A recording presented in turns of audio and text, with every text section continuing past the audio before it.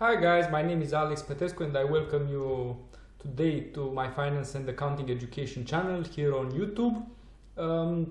Last time we spoke, we started a series of basics of personal finance, and we spoke about how you should build a personal budget using Excel.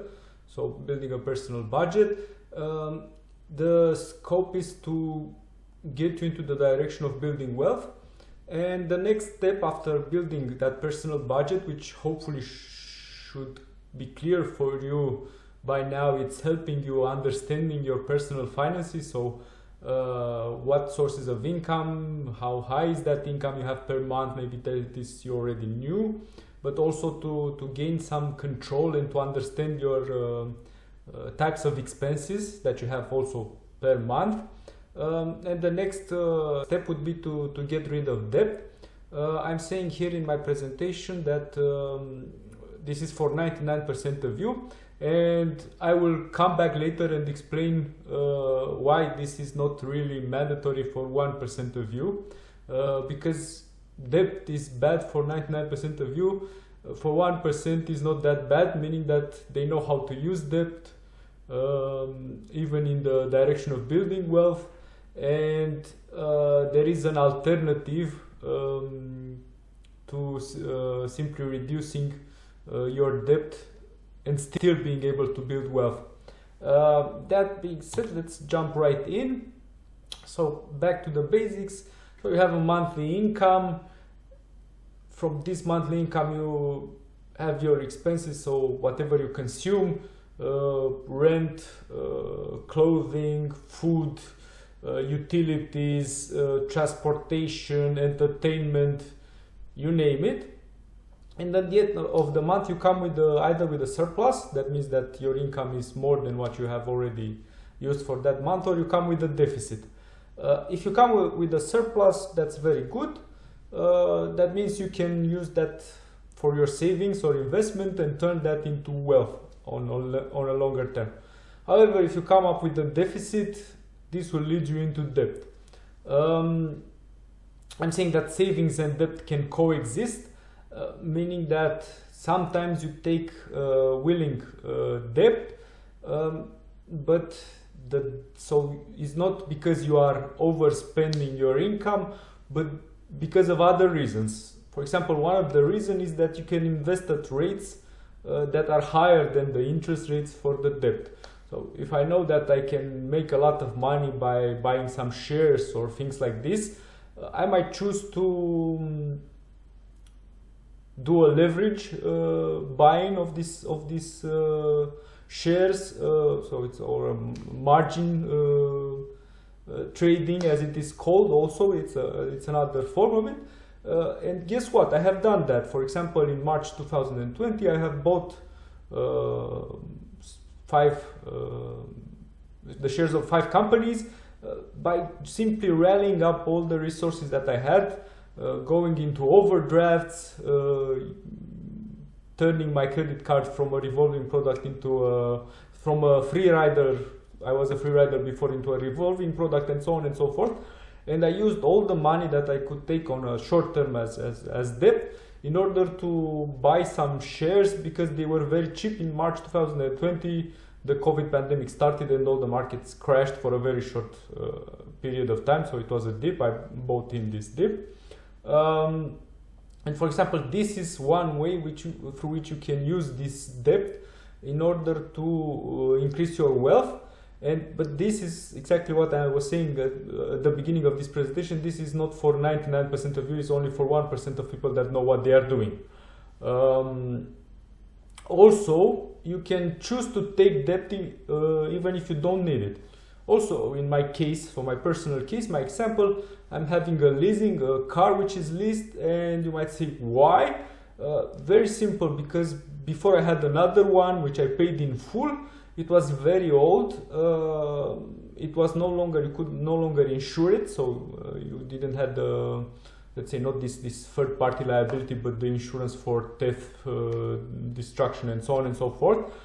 And I started to have a lot of expenses with it, even though it was no longer worth that much. I had sudden accident with a deer that just jumped into my door, and I had to change the door and so on and so forth.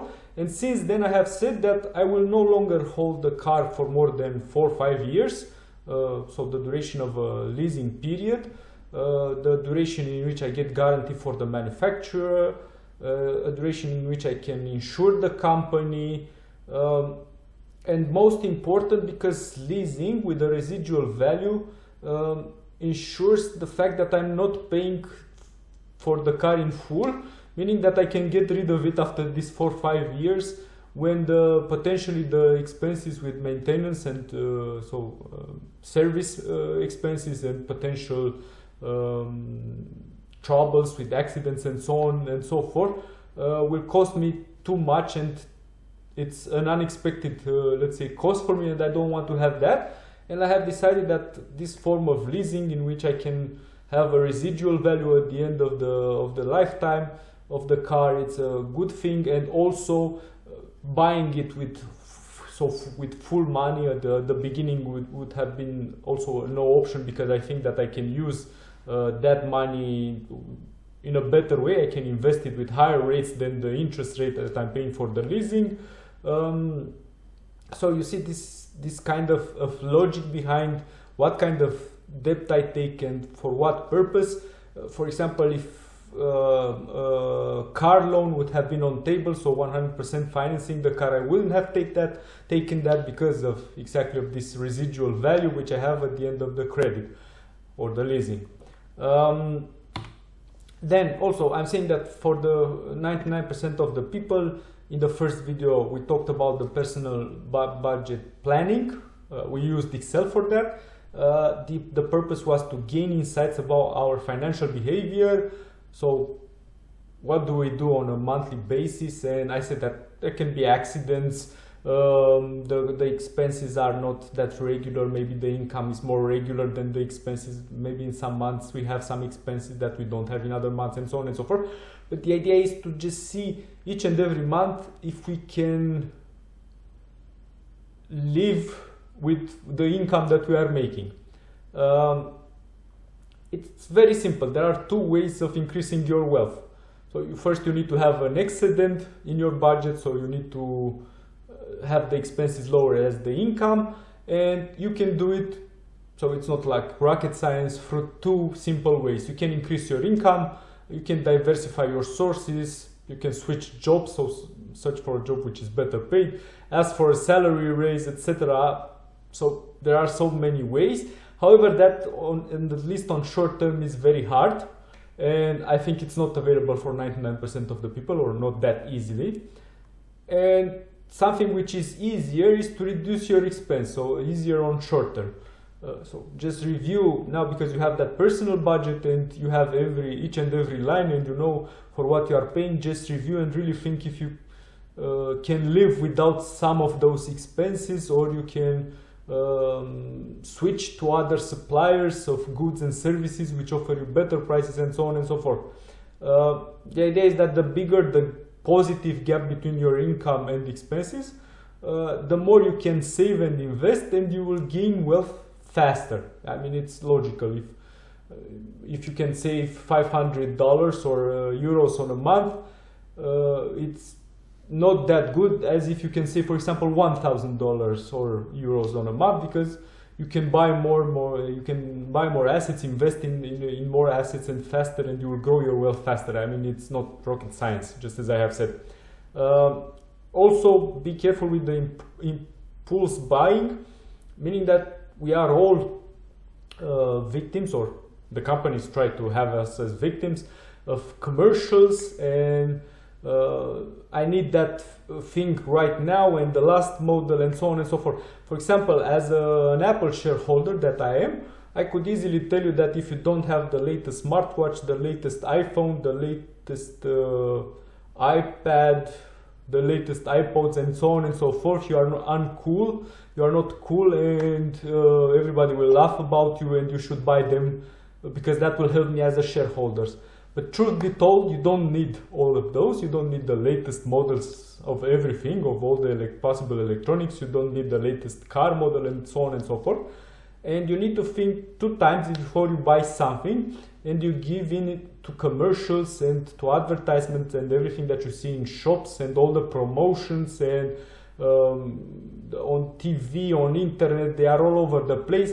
That's their purpose. Their purpose, the purpose of companies is not for you to do savings and to grow your wealth. Their purpose is to take all your money from your monthly paycheck, for you to live from paycheck to paycheck, if possible with a lot of debt, and use your credit card and buy things, so stuff that you don't really need.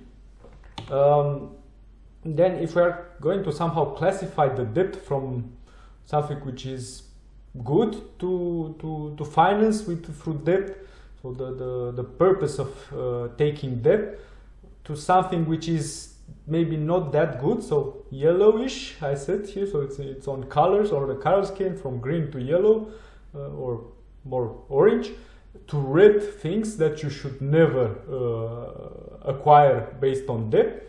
I said that, okay, if you want to start your own small business, that's a very good opportunity, or you want to invest, as I have said, that's a very good way of using debt. Why? Because the idea is that in the future, taking debt now in the future will generate you additional cash flows, which hopefully will be higher than the interest rates and the debt repayments, and this is beneficial for you. Education is also a good investment, and I think it will continue to be a good investment. In the United States, education is very expensive, for example, so there, if you want to at least to have a higher education, so a higher degree of education, you really need to take debt. In Europe, not so much. We are more socialist here, so the state is paying for the education of the children, or you need to pay just very small amounts. But any kind of education, that it's a good investment. Let's say you are investing in yourself, in your knowledge, and hopefully it will help you in the future gain more money as well. So you see this mentality which I'm bringing you from the companies. For example, you will never hear a company saying that, okay, we are taking a few $million dollars or euros credit so that we buy Ferraris for all the board members or things like this. They will say we are taking a credit of a few millions in order to build a new production facility, in order to open a new chain of shops, in order to invest in a new product. You know, this kind of mentality. What I'm using the debt for? I'm using it to gain more money later, or as many of the individuals are doing, just to buy things that they don't need. Then the real estate it's very complex, and I was thinking if I should put it with green or with orange or with I'm not a very big fan of buying your own home.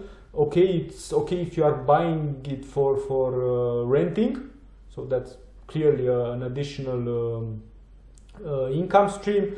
The story is that, for example, if you are buying, and I did already a model for somebody who's buying it very, very early, so when you are 20 or 25, and if you are living on an average 75-80 years, if you take so if you have a 30 years mortgage, let's say at 50-55 years old you would have paid your mortgage. Let's say you didn't pay it faster than it was in the initial contract, and then you get these years till you die, so in pensions and so on, when you no longer need to pay mortgage because it's already paid, and also not rent because you already have the house, and that would be your positive cash flow. So it can be seen as an investment as well, even if you are not buying it to sell it, to renovate it and to sell it more expensively, or you don't buy it to rent it to somebody else and things like this. So you are buying it for yourself to live inside it.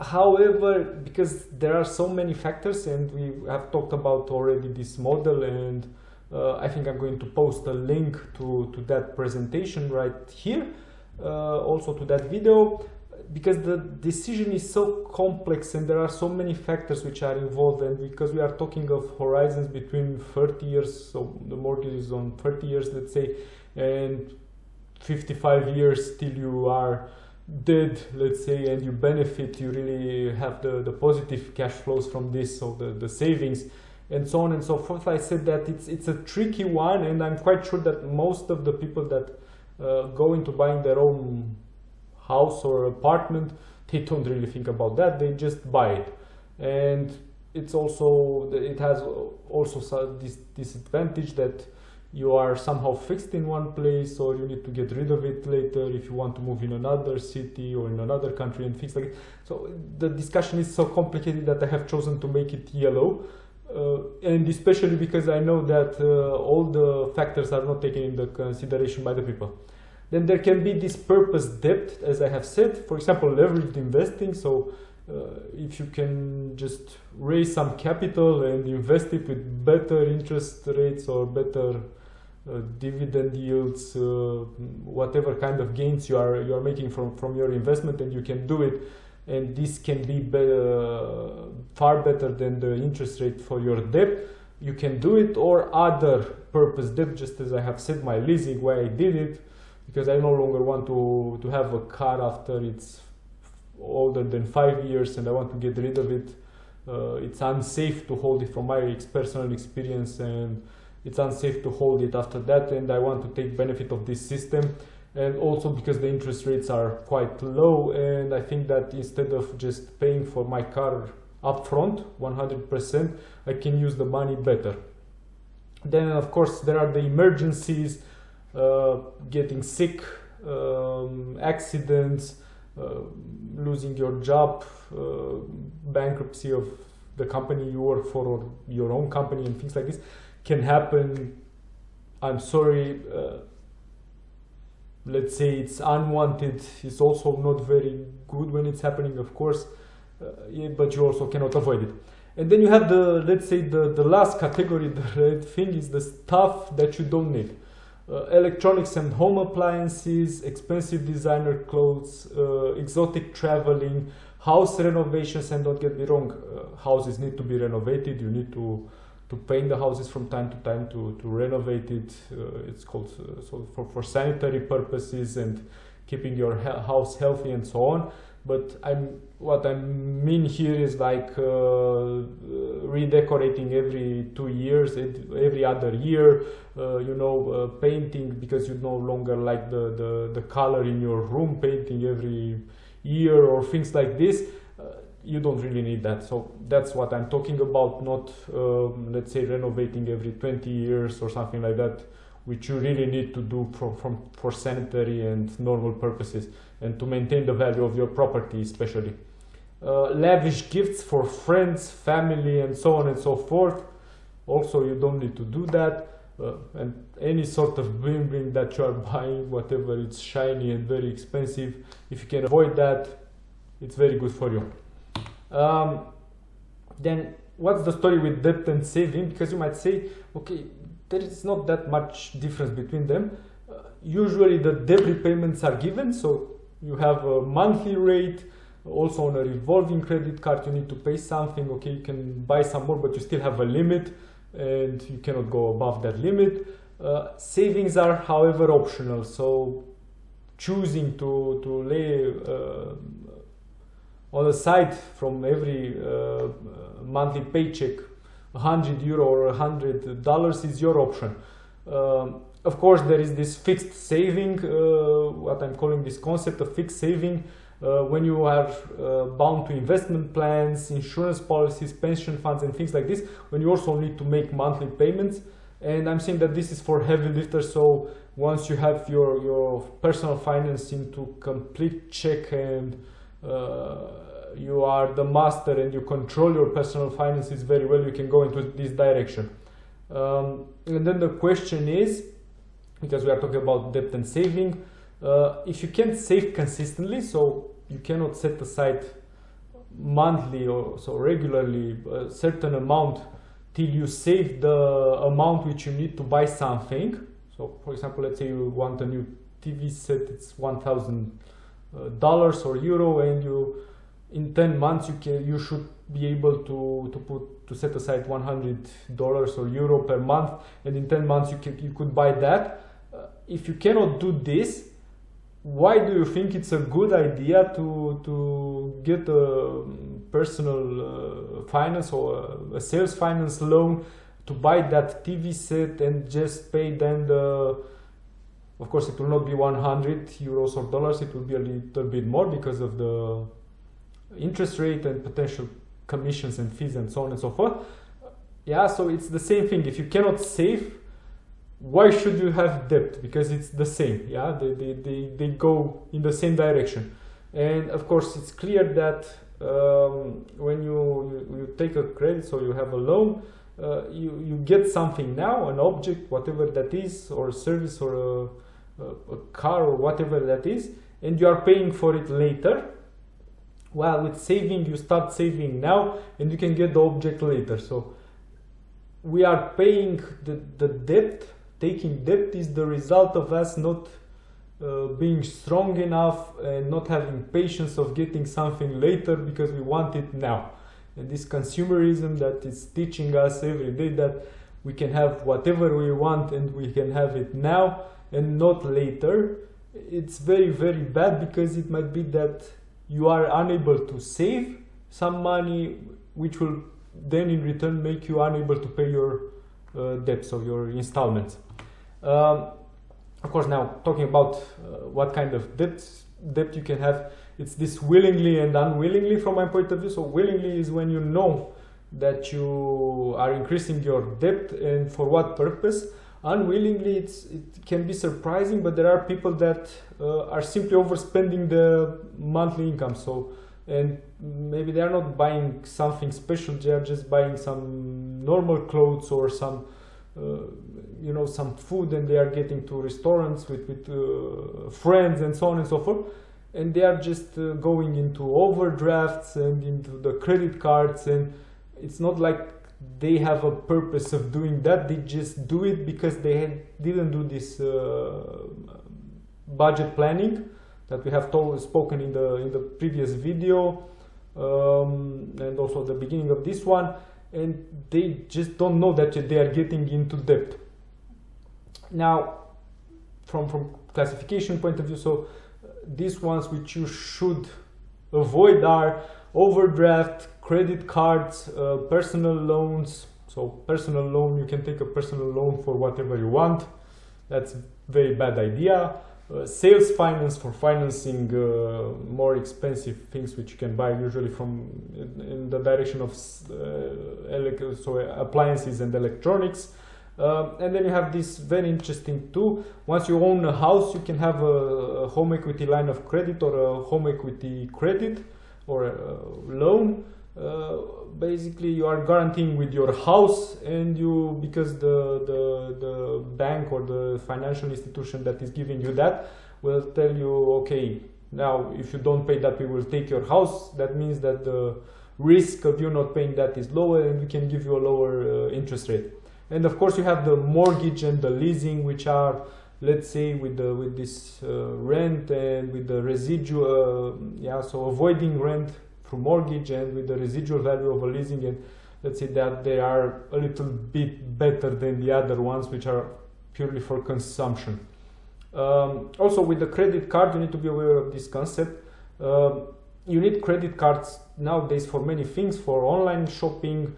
I understood that you cannot rent a car without a credit card anyway, but you need not pay more than, okay, probably you will pay some monthly commission for owning the credit card, but you won't pay any interest rate if you have it as a free rider, meaning that whatever you are using from your limit this month, you are paying at the end of the month or the beginning of the next month very fast, and you don't need to pay any interest. Or you can use that as a revolving product, meaning that whatever you buy adds up to your open amount, and you pay just a small portion of it together with the interest rate for the entire amount, and you pay like 5 or 10%. Of course, once you buy more and more, at some point you will reach the limit of the credit card, and you need to find some other solutions to finance your behavior, which is not very healthy. Also, you need to have in mind this leverage concept, how much of your income is going into debt repayments. That's very important. at least I know that in my native country, in Romania, at some point they were going for mortgage, they were going up to 70%. So the monthly installment of your mortgage was 70% of the income, because people have this mentality that the income will grow all the time and with large amounts, and it doesn't really matter if I have now to give 70% of my income. And the higher this percentage is, the riskier it is for you, because just as I have said, unemployment, accidents happen, companies go bankrupt, you can have your own company going bankrupt, and so on and so forth. And the higher is this portion of your income that needs to go for credit repayments, the riskier it is for you that you will be unable to pay them once such unexpected and unwanted events happen.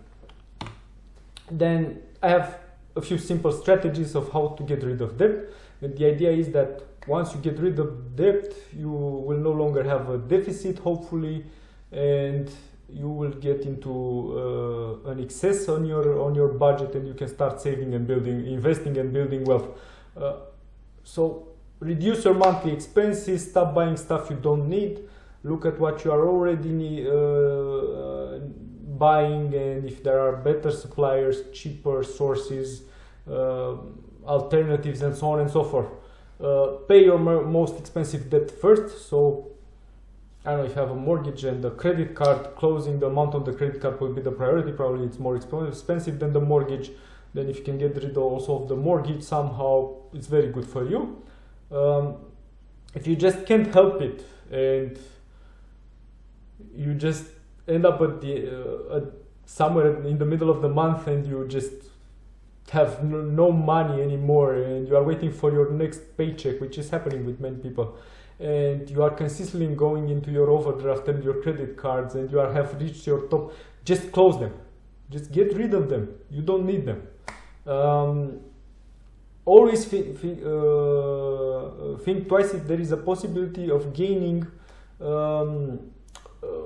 ulterior positive cash flows from your investment. So just as I have said, if you are, so from your investments, from your debt, so to say, if you are opening your own company, if you are educating yourself, even mortgage, if you can somehow, I've just said, if the rent is higher than the mortgage installment, it's a very good idea to buy your own house or apartment. And think if you can win something from debt by doing something with the money that will bring you money later. Always think like this, yeah? So debt for the purpose of consumption without any future cash flow is not that good. Then I'm introducing you also this frugality concept, which I have seen and heard. The idea is to live on the minimum possible, so to get rid of everything that you can get rid of. It can help, of course, because you are increasing this excedent, so this excess that you have in your budget. You can save and invest more, and you can grow your wealth faster. And there are people that retire after 10, 15 years or something like that. I'm personally not much in favor of this, because or at some point I'm drawing a line. I'm very careful I'm not changing my furniture once every 2 years or things like that. I'm not going into a restaurant every day. But for example, if I go into a supermarket and I buy food, if somebody tells me just buy everything which is with a discount because it's expiring today or tomorrow, or somebody is buying just the very bad food, this is where I draw the line, because it's very important for my health and to stay healthy. Besides sport and sleeping and sun and things like this, it's very important for me to eat good food, meaning vegetables, salad, a few fruits maybe, real meat, natural products, so eggs, cheese, and so on and so forth, milk. And I will never go from these things, even if they are more expensive, into buying some crackers or I don't know, some modern product of food industry which is bringing me no nutrients just because they are cheaper and I want to be frugal, let's say. So this is where I draw the line and I say, no, my body is very important, it's my vessel for me, and I want to stay healthy as long as possible and to live as long as possible.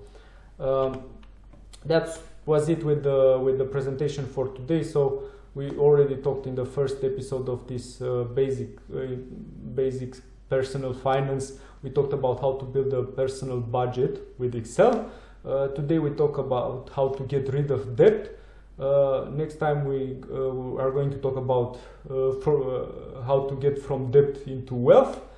Once again, my name is Alex Petrescu. You can support me by liking this video if you like it. Comment on it if you have something to say, anything, add if you disagree.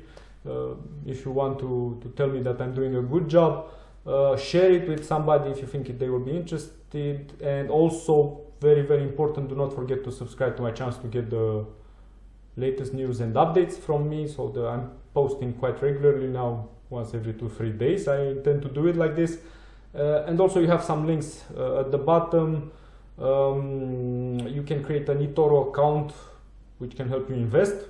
We are talking about this thing, and you can do that without paying any commission or fee, no matter how often you are investing or transacting, let's say. So you are doing transactions.